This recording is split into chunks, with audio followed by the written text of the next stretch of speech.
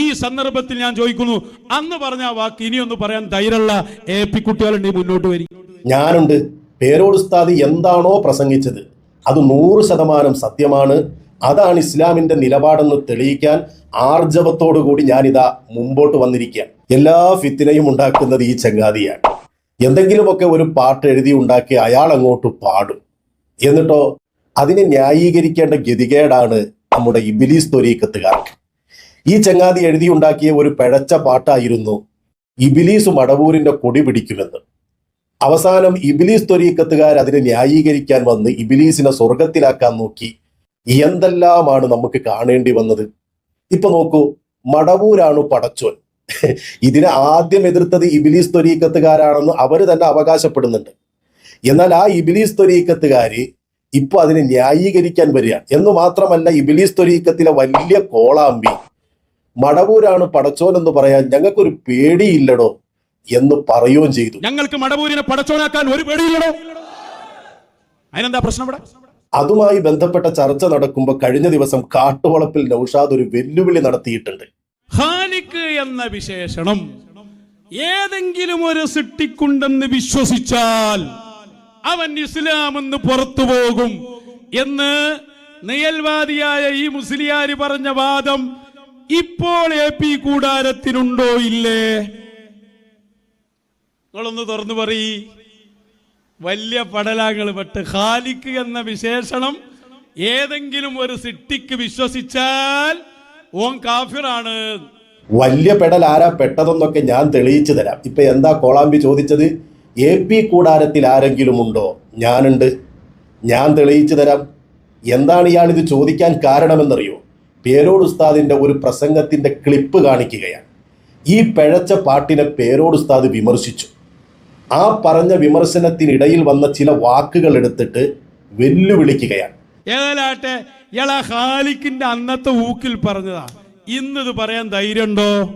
സാവിയത്ത് സൂഫിയ അള്ളാന്റെ സിഫത്തുകൾ എങ്ങനെയാണ് അല്ലല്ലാത്തവർക്ക് പറഞ്ഞാൽ മുശ്രിക്കാകുക, കാഫിറാവാന്ന് പഠിപ്പിച്ചു കൊടുത്ത ഈ സന്ദർഭത്തിൽ ഞാൻ ചോദിക്കുന്നു, അന്ന് പറഞ്ഞ ആ വാക്ക് ഇനിയൊന്ന് പറയാൻ ധൈര്യമുള്ള AP കുട്ടികളുണ്ടെങ്കിൽ മുന്നോട്ട് വരും. ഞാനുണ്ട്.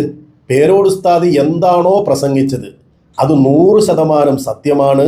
അതാണ് ഇസ്ലാമിന്റെ നിലപാടെന്ന് തെളിയിക്കാൻ ആർജവത്തോടുകൂടി ഞാനിതാ മുമ്പോട്ട് വന്നിരിക്കുക. എന്താ പേരോട് ഉസ്താദ് പറഞ്ഞത്?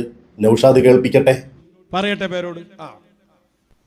അള്ളാഹുവിന്റെ സൃഷ്ടികളിൽ ഏത് സൃഷ്ടി ഖാലിഖാണെന്നോ അല്ലെങ്കിൽ അള്ളാഹുവാണെന്നോ ദൈവമാണെന്നോ വിശ്വസിക്കുമ്പോൾ തന്നെ അവൻ ഇസ്ലാമിന്റെ പടിക്ക് പുറത്താണ്. എന്ന് മാത്രം അല്ല, ഇസ്ലാമിന്റെ പടിക്ക് പുറത്താണ് എന്ന് പറഞ്ഞാൽ പിന്നെ അവന്റെ ഭാര്യ അവന് ഹലാലല്ല, അവന്റെ മക്കളുടെ വിവാഹം അവന് പറ്റൂല, അവന് ചെയ്തു കൊടുക്കാൻ പറ്റില്ല. ഇസ്ലാം എന്ന് പുറത്തു പോയാൽ പിന്നെ അവന് ഇസ്ലാമിന്റെ ഒരു സംഗതിയുമില്ല. ഇസ്ലാമിന്റെ മൈതാനിയിൽ അവനെ മറവ് ചെയ്യാൻ പറ്റൂല, ഇസ്ലാമിന്റെ ഖബർസ്ഥാനിൽ മറവ് ചെയ്യാൻ പറ്റൂല, അതുപോലെ അവന് മയ്യിത്ത് നിസ്കരിക്കാൻ പറ്റില്ല. എന്തൊക്കെയാ പറഞ്ഞേ? എന്തൊക്കെയാ പറയുന്നതെന്ന് നീ കേട്ടതല്ലേ? ഞാനും കേട്ടു, ഇപ്പൊ ആളുകളും കേട്ടു. ഇനി അത് കൂടുതൽ വിശദീകരിക്കേണ്ട ആവശ്യമില്ല. എന്നാൽ അതിനുശേഷം പേരോട് ഉസ്താദ് എന്താ പറയുന്നത് എന്ന് നീ കേൾപ്പിക്കുന്നില്ലല്ലോ. ഉസ്താദ് ഈ പിഴച്ച പാട്ടിനെ വിമർശിക്കുന്നതിൻ്റെ ഇടയിൽ ഒരാളുടെ വിശ്വാസം കുഫറാകുന്നത് എപ്പോഴാണ് എന്ന് പറയുന്ന ചില ഭാഗങ്ങളിലെ ഒരു ഭാഗമാണ് നൗഷാദ് ഈ കേൾപ്പിച്ചത്. അതിനുശേഷമുണ്ട്, അതുകൂടി കേൾക്കാം. പിഴച്ചുപോയുടെ സ്വഭാവം അങ്ങനെയാണ്. സുബ്ഹാനല്ലാഹ്, അവരെന്തും പറയും. ഇന്നതെന്നില്ല. ഈ അടുത്ത് ഞാനൊരു പാട്ട് കേട്ടു 2-3 ദിവസം മുമ്പ്. അതിൽ പറയുന്നത് ഹൂ അല്ലാ മടവൂര് എന്ന് പറഞ്ഞിട്ടാണ് പാട്ട്. അതേപോലെ തന്നെ മടവൂരാരാ? പടച്ചോനാ, ഞങ്ങളെ പടച്ചോൻ മടവൂരാ, ഇങ്ങനെ പറയുന്നതാണ് കേട്ടത്. ഒരാൾ അള്ളാഹുവിന്റെ സൃഷ്ടികളിൽ ഏത് സൃഷ്ടി ഖാലിഖാണെന്നോ അല്ലെങ്കിൽ അള്ളാഹുവാണെന്നോ ദൈവമാണെന്നോ വിശ്വസിക്കുമ്പോൾ തന്നെ അവൻ ഇസ്ലാമിന്റെ പടിക്ക് പുറത്താണ്. എന്ന് മാത്രം അല്ല, ഇസ്ലാമിന്റെ പടിക്ക് പുറത്താണ് എന്ന് പറഞ്ഞാൽ പിന്നെ അവന്റെ ഭാര്യ അവന് ഹലാലല്ല, അവന്റെ മക്കളുടെ വിവാഹം അവന് പറ്റൂല, അവന് ചെയ്തു കൊടുക്കാൻ പറ്റില്ല. ഇസ്ലാം എന്ന് പുറത്തു പോയാൽ പിന്നെ അവൻ ഇസ്ലാമിന്റെ ഒരു സംഗതിയുമില്ല, ഇസ്ലാമിന്റെ മൈതാനിയിൽ അവനെ മറവ് ചെയ്യാൻ പറ്റൂല, ഇസ്ലാമിന്റെ ഖബർസ്ഥാനിൽ മറവ് ചെയ്യാൻ പറ്റൂല, അതുപോലെ അവന് മയ്യിത്ത് നിസ്കരിക്കാൻ പറ്റില്ല, ഇസ്ലാമിന്റെ ഒരു സംഗതിയും പറ്റൂല ഇസ്ലാം എന്ന് പുറത്തു പോയ ഒരാളായി പോയാൽ. അതുകൊണ്ട് ഒരാളെ വിശ്വാസത്തിലും തകരാറ് സംഭവിക്കാൻ പാടില്ല. എന്തും പറയാം, എന്തും ചെയ്യാം എന്ന് വിചാരിക്കാൻ പാടില്ല. അല്ലാഹു തആല പറഞ്ഞു വഖാലൽ മസീഹു ഫഖദ് ഹറമല്ലാഹു അലൈഹിൽ ജന്ന, അവന് സ്വർഗ്ഗം അല്ലാഹു ഹറാമാക്കിയിരിക്കുന്നു നിശ്ചയം.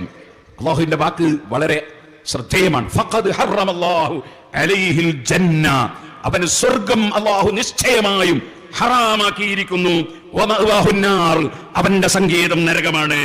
വമാ ലിൽസാലിമീന മിൻ അൻസാർ, ഈ ശിർക്ക് കൊണ്ട് ദുൽമ ചെയ്യുന്ന അല്ലാഹുവിന് തുല്യരായി ഏതെങ്കിലും ഒരു വ്യക്തി, അത് ഈസാ നബി അലൈഹി സ്വലാം ആണെങ്കിലും, ഈസാ നബി ചില്ലറക്കാരനല്ല, മറിച്ച് മരിച്ച മയ്യത്തിനെ ഹയാത്താക്കുന്ന മുഅ്ജിസത്ത് കാണിച്ച പ്രവാചകനാണ്, റസൂലാണ് ഈസാ നബി അലൈഹി സ്വലാം. അതെ, വളരെ കൃത്യമായി പേരോട് ഉസ്താദ് പറഞ്ഞു. പിഴച്ച ആളുകൾ അവരെന്തും പറയും, എന്തും പാടും. അതിന് ഏറ്റവും വലിയ ഉദാഹരണമാണ് ആ പാട്ടും അതിനെ ന്യായീകരിക്കാൻ വന്ന ഈ ഇബ്ലീസ് ത്വരീഖത്തുകാരും. ആ പാട്ടിനെ വിമർശിച്ചപ്പോൾ പേരോട് ഉസ്താദ് കൃത്യമായിട്ടല്ലേ പറഞ്ഞത്, ഏതെങ്കിലും ഒരു സൃഷ്ടിയെ അള്ളാഹുവിനോട് തുല്യപ്പെടുത്തിയാൽ അവൻ അപ്പോൾ തന്നെ ഇസ്ലാമിൽ നിന്ന് പുറത്താണ് എന്ന്. അത് ഖാലിഖ് എന്ന് പറഞ്ഞാലും റാസിഖ് എന്ന് പറഞ്ഞാലും എന്ത് പറഞ്ഞാലും അള്ളാഹുവിനോട് തുല്യപ്പെടുത്തുന്നുണ്ടോ അവൻ ഇസ്ലാമിൽ പിന്നെ സ്ഥാനമില്ല. ഇത് ഇസ്ലാമിന്റെ നിലപാടാണ്, പേരോട് ഉസ്താദ് പറഞ്ഞതാണ്. ഇതിനാണോ നൗഷാദെ നീ ഇത്ര വലിയ വെല്ലുവിളിയൊക്കെ നടത്തിയത്? എന്നാൽ പേരോട് ഉസ്താദ് അത് പറയുമ്പോൾ അതിന് ഉദാഹരണമായി കൊണ്ടുവന്നത് ആരെയാ? ബഹുമാനപ്പെട്ട ഈസാ നബി അലൈഹിസ്സലാമിനെയാണ്. എന്തുകൊണ്ടാണ് ഈസാ നബി അലൈഹിസ്സലാമിനെ ഉദാഹരണമായി കൊണ്ടുവന്നത്? ഈസാ നബി അലൈഹിസ്സലാമിന്റെ വിഷയത്തിൽ നസ്വാറാക്കൾ അതിര് കടന്നുപോയി. പറയാവുന്നതിന്റെ അപ്പുറം പറഞ്ഞ് അവർ ദൈവമാണെന്ന് വാദിച്ചു. അതാണ് പേരോട് ഉസ്താദ് ഈ പാട്ടിനെ വിമർശിക്കാൻ ഉദാഹരണമായി കൊണ്ടുവന്നത്. എന്നാൽ ഇതേ ഉദാഹരണം കൊണ്ട് ഒരിക്കൽ ഈ പാട്ടിനെ വിമർശിച്ചവരാണ് ഈ കോളാമ്പി. അത് നമ്മൾ ആദ്യം അറിയണം. ഇവര് തന്നെ പറഞ്ഞല്ലോ ഈ പാട്ടിനെ ആദ്യമായി എതിർക്കുന്നത് ഞങ്ങളാണ് എന്ന്. ആയിക്കോട്ടെ, എന്നാൽ ഈ പാട്ട് ഈസാ നബി അലൈഹിസ്സലാമിനെ ദൈവമാക്കിയ നസ്വാറാക്കളുടെ പാട്ടുപോലെയാണെന്ന് പ്രസംഗിച്ചതും ഇതേ കാട്ടുവളപ്പിൽ നൗഷാദാണ്. എന്നിട്ടിപ്പോ പേരോട് ഉസ്താദിനെ വെല്ലുവിളിക്കാൻ നടക്കാൻ. ഇവരുടെ ലക്ഷ്യം എന്താണെന്നറിയോ? പേരോട് ഉസ്താദ് എന്താണോ പറഞ്ഞത് അതിനെതിര് പറയുക. ഇപ്പൊ പേരോട് ഉസ്താദിനെ എല്ലാവരും ഇഷ്ടത്തോടുകൂടി മൗലാന എന്ന് വിളിച്ചു. അപ്പൊ ഇവരെന്ത് ചെയ്തു? എന്നാ ഒരു പടി കൂടി മുമ്പിൽ നിന്നുകൊണ്ട് മടവൂരിനെ പടച്ചോനെന്നും വിളിച്ചു. പേരോട് ഉസ്താദ് എവിടാണോ അതിന്റെ എതിര് നിൽക്കുക എന്ന ഒരൊറ്റ ലക്ഷ്യം. അതിന് കാരണങ്ങൾ വേറെ പലതുമുണ്ട്. എന്തായാലും ഈസാ നബി അലൈഹിസ്സലാമിനെ ദൈവമാക്കിയ നസ്വാറാക്കളുടെ പരിപാടിയോട് തുലനപ്പെടുത്തിക്കൊണ്ടാണ് കാട്ടുവളപ്പിൽ നൗഷാദ് ഈ പാട്ടിനെ മുമ്പ് എതിർത്തത്. നൗഷാദിന് എന്തോ കർശനമായി പറയാനുണ്ട്. കർശനമായി പറയുന്നു, ആ പാട്ടുമായി ഞങ്ങൾക്കൊരു ബന്ധവുമില്ല, ഞങ്ങൾ അതിനെ അംഗീകരിക്കുന്നുമില്ല, അതിനെ തള്ളിക്കളയുകയാണ്. അത് ഞങ്ങളോട് മഹാനായ ഇമാം ബൂസൂരി പഠിപ്പിച്ചിട്ടുണ്ട്.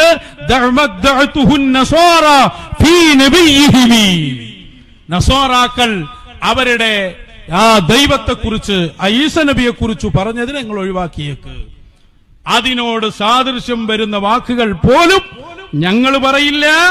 അതൊന്നും വെച്ച് ഈ സത്യത്തെ മൂടി കളയാമെന്ന് ആരും ഞങ്ങളെ ഭയപ്പെടുത്തേണ്ടതില്ല. ആയിക്കോട്ടെ, ഞങ്ങൾ നിങ്ങളെ ഭയപ്പെടുത്താനൊന്നും വരുന്നില്ല. നിങ്ങൾ അങ്ങനെ ഭയപ്പെടുന്ന ആളുകളുമല്ല. അതൊക്കെ ഞങ്ങൾക്കറിയാം. അങ്ങനെ ഭയപ്പെടണമെങ്കിൽ ആദ്യം പടച്ചോനെ ഒരു പേടിയുണ്ടാകണം. അതില്ലാത്ത നിങ്ങളെ എന്തു പറഞ്ഞിട്ട് ഭയപ്പെടുത്താനാണ്? അതുകൊണ്ട് ആ പണിക്കൊന്നും ഞങ്ങൾ വരുന്നില്ല. പക്ഷേ ആ പാട്ടിനെ കാട്ടുവളപ്പിൽ നൗഷാദ് എതിർത്തത് കണ്ടോ? ആ പാട്ടുമായി ഞങ്ങൾക്കൊരു ബന്ധവുമില്ല, ഞങ്ങൾ അതിനെ അംഗീകരിക്കുന്നില്ല. അംഗീകരിക്കാതിരിക്കാനുള്ളതിന്റെ കാരണം എന്താണ്? ഇമാം ബൂസീരി റഹിമഹുല്ല അവിടുത്തെ ബുർദയിൽ പഠിപ്പിച്ചിട്ടുണ്ട്. നസ്വാറാക്കൾ അവരുടെ ദൈവത്തിന്റെ വിഷയത്തിൽ വാദിച്ചത് എന്താണോ അതിനെ ഒഴിവാക്കണം. എന്താ നസ്വാറാക്കൾ വാദിച്ചത്? ഈസാ നബി അലൈഹിസ്സലാം ദൈവമാണ് എന്ന്. അത് കുഫറല്ലേ? അത് കുഫറാണോ തൗഹീദാണോ നൗഷാദെ? ഈ പാട്ടിനെ വിമർശിക്കാൻ കൊണ്ടുവന്ന ഉദാഹരണം പേരോട് ഉസ്താദ് കൊണ്ടുവന്ന അതേ ഉദാഹരണം. പേരോട് ഉസ്താദ് ഖുർആൻ ഓതി പറഞ്ഞു, ഇയാൾ ബുർദ ഓതി പറഞ്ഞു. അത്ര വ്യത്യാസമുള്ളൂ. അപ്പോ കാട്ടുവളപ്പിൽ നൗഷാദ് മുമ്പൊരിക്കൽ ഈ പാട്ട് കുഫറാണ് എന്ന അർത്ഥം വരുന്ന രീതിയിൽ അതിനെ വിമർശിച്ചിട്ടുണ്ടെന്ന് മാത്രമല്ല, അതിനോട് സാദൃശ്യം വരുന്ന ഒന്നുപോലും ഞങ്ങൾ പറയില്ല എന്നൊക്കെ പ്രഖ്യാപിച്ചവരാണ്. ഇപ്പൊ വന്നിട്ട് മടവൂരാണ് പടച്ചോൻ എന്ന് പറയുകയാണെന്ന് മാത്രല്ല, അതിനെ ന്യായീകരിക്കാൻ വേണ്ടിയിട്ട് വല്ലാതെ പണിയെടുക്കാൻ. എന്നിട്ട് ഇവൻ പറയുന്നുണ്ട്, ഞങ്ങൾ ഈ പണിയൊക്കെ എടുക്കുന്നത് എന്തിനാണെന്നറിയോ? മൗലാന നിങ്ങൾ പറഞ്ഞില്ലേ, അത് രണ്ടർത്ഥത്തിലാണ്. എന്നാ ഖാലിക്ക് പറഞ്ഞു രണ്ടർത്ഥത്തിലാണ്.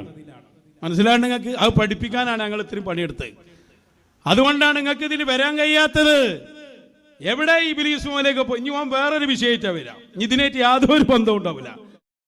അപ്പൊ ഞാൻ വരുമെന്ന് നൗഷാദിന് എന്തായാലും നല്ല ഉറപ്പാണ്. കാരണം മുൻ അനുഭവങ്ങളുണ്ടല്ലോ. പക്ഷേ വരാൻ 1, 2, 3 ദിവസം അങ്ങോട്ട് വൈകിപ്പോയാൽ എന്തോ അത് വലിയ സംഭവമാക്കി ആഘോഷിക്കുകയാണ് ഇബ്ലീസ് ത്വരീഖത്തുകാർ. എന്റെ ഇബ്ലീസ് ത്വരീഖത്തുകാരെ, നിങ്ങളെപ്പോലല്ല. നിങ്ങൾക്ക് ഇതാണ് ജോലി, നിങ്ങൾക്ക് ഇതാണ് വരുമാന മാർഗം. നിങ്ങൾക്ക് ഇത് നടത്തിയിട്ടില്ലെങ്കിൽ അന്നം മുടങ്ങും. പക്ഷേ ഞങ്ങൾ ഞങ്ങളുടെ ജോലി തിരക്കുകൾക്കിടയിൽ കിട്ടുന്ന സമയത്ത് ചെയ്യുന്ന കാര്യങ്ങളാണ് ഇതൊക്കെ. അതുകൊണ്ട് ചില സമയങ്ങളിൽ സമയം കിട്ടാതെ വരികയോ തിരക്കിൽപ്പെടുകയോ ചെയ്യുമ്പോൾ 2, 3, 4 ദിവസമൊക്കെ വൈകിപ്പോകും. അതിനാണോ മോൻ ഇത്രയും കഷ്ടപ്പെട്ടത്? അതിനാണോ മോൻ ഇങ്ങനെ ആഘോഷിക്കുന്നത്? എന്നിട്ട് എന്താ പറഞ്ഞത്? ഞങ്ങൾ പണിയെടുത്തത് ഇതിനാണ് എന്ന്. പേരോടിന മൗലാന എന്ന് പറഞ്ഞത് രണ്ടർത്ഥത്തിലാണെങ്കിൽ മടവൂരിനെ ഖാലിഖാണ് എന്ന് പറഞ്ഞതും രണ്ടർത്ഥത്തിലാണ് എന്ന് വെച്ചാൽ മതി എന്നാണ്. അവിടെ ഒരു തട്ടിപ്പ്. സത്യത്തിൽ ഇവർ പാടിയത് മടവൂര് പടച്ചോനാണെന്ന് അറിയണമെന്ന. ഇയാൾ പറഞ്ഞത് മടവൂര് പടച്ചോനാണെന്ന് പറയാൻ ഞങ്ങൾക്കൊരു പേടിയുമില്ല എന്നാണ്. പടച്ചോൻ എന്ന് പറഞ്ഞാൽ മലയാള വാക്കാണ്. അതുകൊണ്ട് അർത്ഥമാക്കുന്നത് ആരെയാണ്? അള്ളാഹുവിനെയാണ്. അതുകൊണ്ടാണ് ഇയാൾ ഈ പിഴച്ച പാട്ട് പാടിയപ്പോൾ, ഈ പിഴച്ച വാക്ക് പറഞ്ഞപ്പോൾ നാടന്മാര് പോലും അതിനെ ചോദ്യം ചെയ്തത്. കാരണം അവരൊക്കെ പടച്ചോൻ എന്ന് മനസ്സിലാക്കിയിട്ടുള്ളത് അള്ളാഹുവിനെയാണ്. അതിന് കുറെ കിതാബ് എടുത്തിട്ട് ഖാലിക്കിലേക്ക് പോയിട്ട് ഖാലിക്കിൽ നിന്ന് അതിനെക്കുറിച്ചുള്ള ചർച്ചകൾ നടത്താൻ ആയിക്കോട്ടെ, അതിന് പ്രശ്നമൊന്നുമില്ല. പക്ഷേ ഒരു വിഷയവുമായി ബന്ധപ്പെട്ട് ഒരാൾ സംസാരിക്കുമ്പോൾ എന്തെങ്കിലും ഒരു ചോദ്യം ചോദിച്ചാൽ ആ ചോദ്യത്തിനല്ലേ മറുപടി പറയേണ്ടത്? എന്റെ ചോദ്യം എന്തായിരുന്നു? ഞാൻ ചോദിക്കാൻ, ഏതെങ്കിലും ഒരു ഇമാമ്, ഏതെങ്കിലും ഒരു പണ്ഡിതൻ ഇത്തരത്തിൽ ഒരു വലിയനെ കുറിച്ച്, ഒരു കുത്തുബിനെ കുറിച്ച്, ഒരു ശൈഖുൽ മശായിഖിനെ കുറിച്ച് ഞങ്ങളുടെ പടച്ചോനാണ് അദ്ദേഹം എന്ന് പറഞ്ഞതിന് തെളിവുണ്ടോ? ആ തെളിവുണ്ടെങ്കിൽ അത് കാണിക്കും. എത്ര ലളിതമായ ചോദ്യമാണ്. ആ ചോദ്യം നൗഷാദിന്റെ അണ്ണാക്കിൽ തറച്ചപ്പോ മറുപടിയില്ല. പിന്നെ എന്തു വേണം? വേറെ എന്തെങ്കിലുമൊക്കെ പറഞ്ഞു പിടിച്ചു നിൽക്കണം. ഇത് സ്ഥിരം പരിപാടിയാണ്. ഇബ്ലീസിന്റെ വിഷയത്തില് ഞാൻ ഒരു 6ഓളം ചോദ്യങ്ങൾ ചോദിച്ചിരുന്നു, ഒന്നിനും മറുപടിയില്ല. എന്നാൽ മറുപടി എന്ന രീതിയിൽ എന്തൊക്കെയോ നുണ ഒരു 2-3 ചോദ്യങ്ങൾക്ക് പറഞ്ഞു. ഒരു ചോദ്യം, അതിലെ ഏറ്റവും പ്രധാനപ്പെട്ട ചോദ്യം അതായിരുന്നു, ഇബ്ലീസ് എങ്ങാനും മുസ്ലിമായാൽ ഖുർആനിലുള്ള ആയത്തുകൾ എന്ത് ചെയ്യണം? ഇതിനെക്കുറിച്ച് ഇന്നേ വരെ വാ തുറക്കാത്ത ചെങ്ങാതിയാണ് എവിടെ എന്നൊക്കെ ചോദിച്ച് വെല്ലുവിളിക്കുന്നത്. ഉളുപ്പ് എന്ന് പറഞ്ഞൊരു സാധനം ഉണ്ടോ? ഇവിടെയും എന്റെ ചോദ്യം, ഞാൻ വേറെ ഒന്നും ചോദിച്ചിട്ടില്ല, കിതാബ് എടുക്കാൻ പറഞ്ഞിട്ടില്ല. ഞാൻ ചോദിച്ചത് എന്താ? പടച്ചോൻ എന്ന് ഏതെങ്കിലും ഒരു വലിയനെ കുറിച്ച് ഏതെങ്കിലും ഒരു പണ്ഡിതൻ പറഞ്ഞിട്ടുണ്ടോ എന്നാണ്. 2ാമത്തെ വീഡിയോയിൽ ഞാൻ പറഞ്ഞു, ശംസുൽ ഉലമ മഹാനവറുകളെയാണല്ലോ ഇപ്പൊ നിങ്ങൾ പൊക്കിക്കൊണ്ട് നടക്കുന്നത്. അത് കാര്യം കാണാൻ വേണ്ടിയാണ്. വേറെ എന്തോ ലക്ഷ്യം അതിന്റെ പിന്നിലുണ്ട്. അത് ശംസുൽ ഉലമയുടെ വിഭാഗത്തിൽപ്പെട്ട ആളുകൾക്ക് നന്നായിട്ട് അറിയാവുന്നത് കൊണ്ട് തന്നെ ഇവരെ അടുപ്പിക്കുന്നില്ല എന്നത് വേറൊരു വസ്തുതയുമാണ്. എന്തോ ആകട്ടെ, ആ ശംസുൽ ഉലമ മശായിഖന്മാരെ സ്ഥിരപ്പെടുത്തിയ ആളാണെന്നൊക്കെയാണല്ലോ പ്രസംഗിക്കുന്നത്. ആ ശംസുൽ ഉലമ അവിടുത്തെ എഴുത്തിലോ പ്രസംഗത്തിലോ ജീവിതത്തിൽ എപ്പോഴെങ്കിലും ഏതെങ്കിലും ഒരു വലിയനെ കുറിച്ച് ആ വലിയന്റെ പടച്ചോനാണെന്ന് പറഞ്ഞതോ എഴുതിയതോ ഉണ്ടെങ്കിൽ അത് കാണിച്ചാൽ മതി, പ്രശ്നം തീർന്നു.